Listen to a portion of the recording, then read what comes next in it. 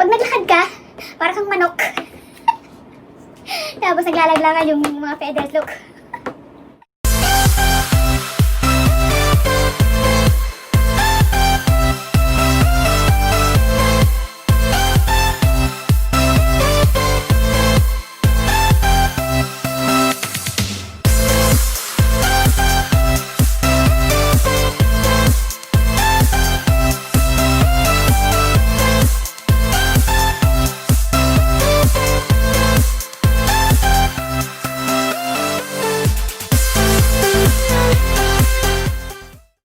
Hello everyone, it's me, Tita's Love. Welcome back sa aking channel. And today's vlog is unboxing vlog. Yay! So galing to sa aking ex-boyfriend again. Pero sa loob ng box na to is merong isang maliit na box na galing sa kapatid ko sa Canada. Sabi ko kasi sa kanya, ipadala na lang niya sa asawa ko doon sa US para mas madali niyang matanggap at mas madaling maipadala sa akin. Kasi ang nangyayari, pag galing sa Canada to Singapore, ang tagal po, as in months ang inaabot. Kaliit-liit lang naman yun ipapadala. So yun nga, pinadala ng kapatid ko sa asawa ko. Siguro wala pang 1 week, natanggap niya na. And then pinadala naman to sa akin. So wala pang, siguro mga more than 2 weeks din. Nakarating naman sa akin to. So, tingnan natin kung anong laman ito. Okay? Sabi niya sa akin, may surprise daw siya sa akin. Hindi ko lang kung ano yun. Ayaw niya sabihin. So, saglit lang, ibaba ko lang ng aking camera. Okay, so dito ko lang nilagay sa aking table kasi nahirapan akong ilagay. Pag ganun yung aking tripod. So, anyway, buksan na natin kung anong laman ng aking box. So again, naka-ready na ang aking gunting kasi alam ko hanapin ko na naman to.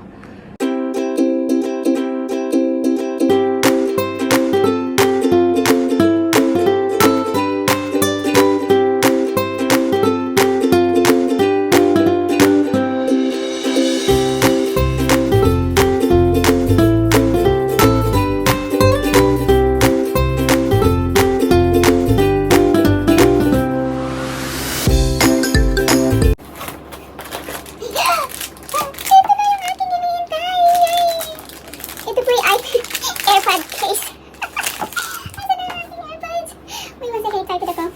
Oh my god, look. Look how cute it is. Oh my. Dala mo pa pinili? Ah. Look. Ang cute niya. Pero mas gusto ko to. May ano pa pala siya, parang may ring sa loob. Ay, ang cute niya. Ay, grabe. Look at this. So cute. Natin. Uy, ano kaya to? Tingnan natin muna to. Ano to? Ay! Yung parang ano, ano nakalagay na pangalan? Ay, ang cute niya. Ah, yung sa ano sa leeg, okay, pwedeng pang mask, pwedeng pang... Ay, ang ganda, ang daming kulay. Oo, nirequest ko nga pala ito sa kanya. Ang cute. And next is, ito yung sinasabi niyang cooling towel. Kasi kapag ka naglalakad ako kay River, as in talagang grabing pawis, tita. Next is, ito yung, kasi marami akong charger, and then minsan nagkakabuhol-buhol kapag wala akong pantali. So, ito, meron akong pantali. So, ayan. Parang cable organizer siya. Okay, good. So, ito yung galing sa aking kapatid. Dito nang saglit lang. Nang to, wala. Uy! Mask! I have 2 masks. And a sock. Asawa ko talaga nakakatuwa ng pusa. It's empty now. Case ng aking laptop. Hello Kitty! Hello Kitty! Ay, ang cute niya.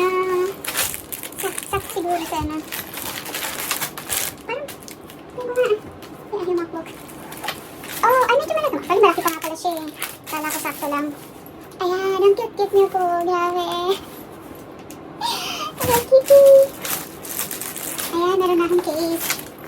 balikan pa muna. So, ano pa itong laman?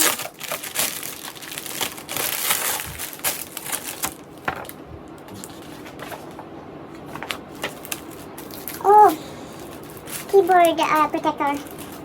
Pero may in-order kami yung rainbow. And what is this? Amazon yada yada design. Oh, yung decal po. Yung ilalagay ko sa aking MacBook. Ay, sa wakas dumating din siya. Ay, ang galing.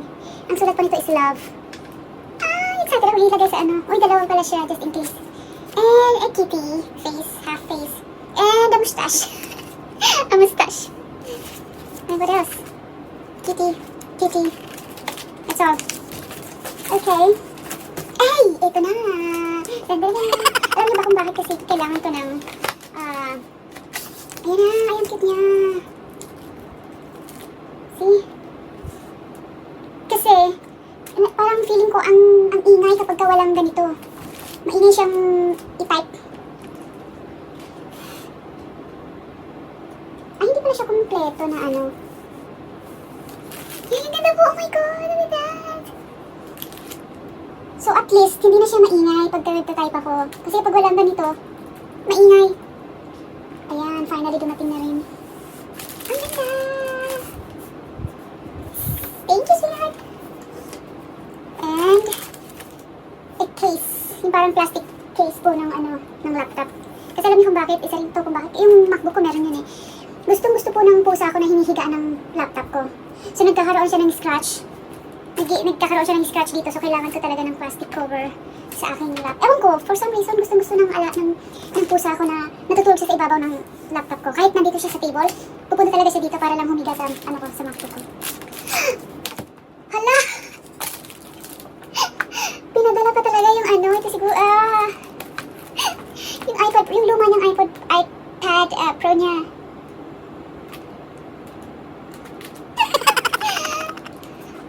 Yung old niya to, kasi meron siyang bago. Sabi niya ibabalik niya dun sa Apple store. yung cellular to, yung pwede mong lagyan ng SIM card. Pero hindi ko naman kailangan maglagay ng SIM card kasi hindi naman ako lumalabas na may dalang ang tawag dito, iPad. Sa dalawa, asa na isa ko? Sa dalawa na ngayon ang aking iPad. Ito. So, ay, malaki siya ng konti. Ito yung regular iPad lang to. Ito, iPad Pro. So, mas malaki siya. Ano yung gawin ko dito? Ito pala yung sinasabi niya. Kulit talaga na na. Hindi ko makapagsalita ng maayos. Hindi ko to hiningi. Kasi sabi niya, ibabalik. Kasi tinrade in niya to sa nakuha niya yung kanyang bagong iPad na mas mura. So, itinrade in niya to ng $200 na ata. So, siguro hinahin siyang ibalik to. Nagbayad na siguro ng $200. Pinadala sa akin. Ay, ang kulit. Alright.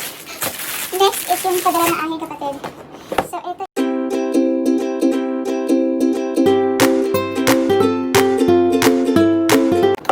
Ay! Ano to? Bakit na yung mga... Oh my... Ay, ito yung alam nyo guys, itong iPhone 6 Plus, binigay ito sa akin ng asawa ko nung, tagal na, siguro mga 5 years ago na. And then, nung bumili ako nung may bago akong phone, na 7 ata yun, pinadala ko to sa kapatid ko sa Canada.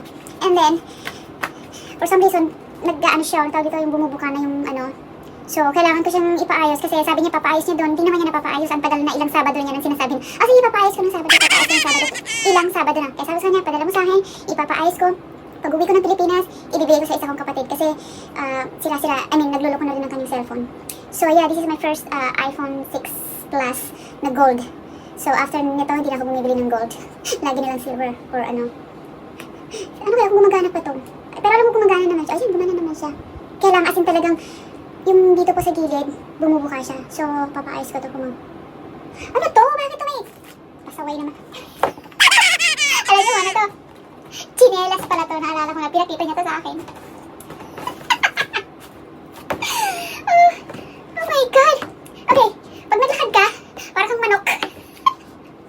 Tapos naglalaglagan yung mga feathers, look. Oh my goodness! And, wait lang. Nakatawa. Ano ba yan? Parang itong...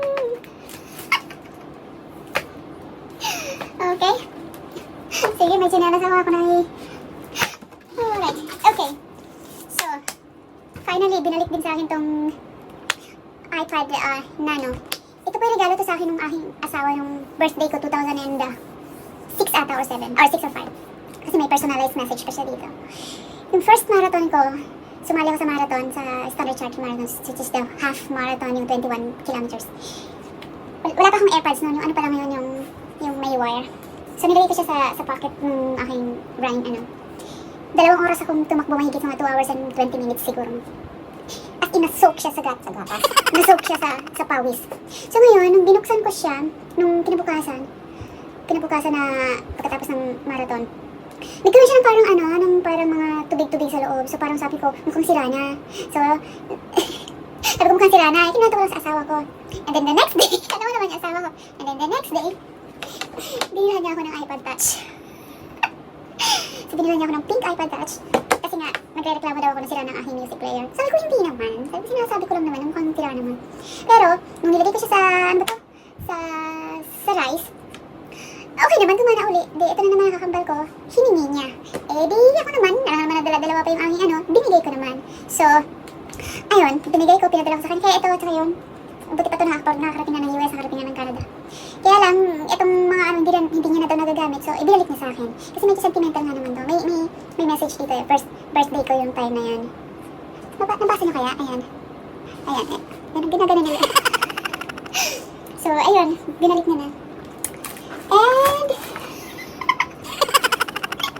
alam niyo kung bakit meron naman akong toothbrush? Ano bang mahal kasi kaya nito dito? Namamahalan ako. $32 ata yung battery operated na toothbrush.